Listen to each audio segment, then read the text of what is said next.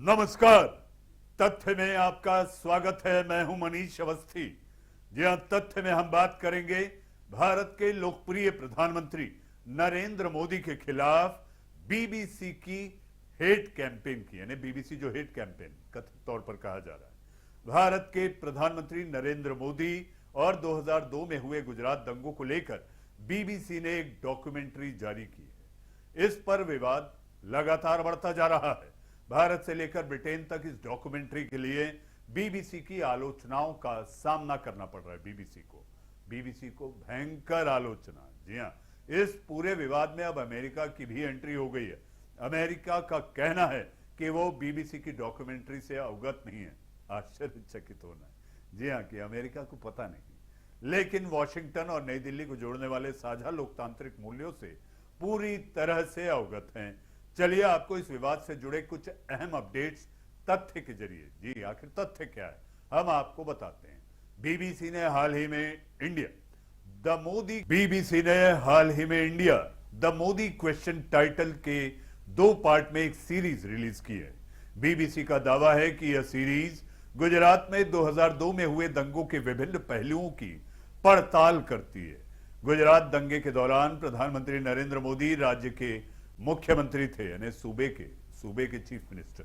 Documentary के internet पर आते ही तृणमूल कांग्रेस यानी कि टीएमसी की सांसद महुआ मोइत्रा और डेरेक ओब्रायन ने केंद्र पर निशाना साधते हुए गुजरात दंगों और पीएम मोदी पर आधारित बीबीसी के विवादास्पद डॉक्यूमेंट्री का लिंक ट्विटर पर शेयर कर दिया। इसके बाद ट्विटर ने उनके ट्वीट को हटा दिया था। कानून मंत्री किरेन रिजिजू ने भी इस विवाद पर टिप्पणी की। उन्होंने एक ट्वीट करते हुए उसमें लिखा कि भारत में कुछ लोग अभी भी औपनिवेशिक खुमार से उबर नहीं पाए हैं। वे लोग बीबीसी को भारत के सुप्रीम कोर्ट से ऊपर मानते हैं और अपने नैतिक आकाओं को खुश करने के लिए देश की गरिमा और छवि को किसी भी हद तक गिरा देते हैं, लोअर डाउन करते हैं। केंद्र सरकार की कड़ी आपत्ति के बावजूद केरल की सत्तारूढ़ भारतीय कम्युनिस्ट पार्टी यानी मार्क्सवादी की छात्र इकाई democratic youth federation of India DYFI ने यह कहा कि इंडिया द मोदी क्वेश्चन राज्य में दिखाया जाएगा। DYFI ने अपने फेसबुक पेज पर यह घोषणा की। 2 दिन पहले हैदराबाद यूनिवर्सिटी परिसर में भी विवादास्पद डॉक्यूमेंट्री दिखाई गई थी। इसके बाद अखिल भारतीय विद्यार्थी परिषद यानी कि ABVP, जो कि बीजेपी की इकाई है, ने पुलिस में शिकायत कर दी। इस मामले पर यूनिवर्सिटी ने कहा कि छात्रों ने केंद्र के आदेश के एक दिन बाद बीबीसी की डॉक्यूमेंट्री दिखाई। दिल्ली के JNU कैंपस में भी स्क्रीनिंग के कार्यक्रम को लेकर पैम्पलेट्स बांटे गए। छात्र संघ की अध्यक्ष आयशी घोष ने भी विवादित डॉक्यूमेंट्री का पोस्टर शेयर किया। आयशी का पोस्ट वायरल होने पर जवाहरलाल नेहरू यूनिवर्सिटी के प्रशासन ने एक एडवाइजरी जारी की। इसके बाद यहां स्क्रीनिंग को रद्द कर दिया गया। बीबीसी की डॉक्यूमेंट्री को लेकर ब्रिटेन में भी बवाल मचा हुआ है। जी हां, यहां एक ऑनलाइन याचिका लगाई गई है, पिटीशन।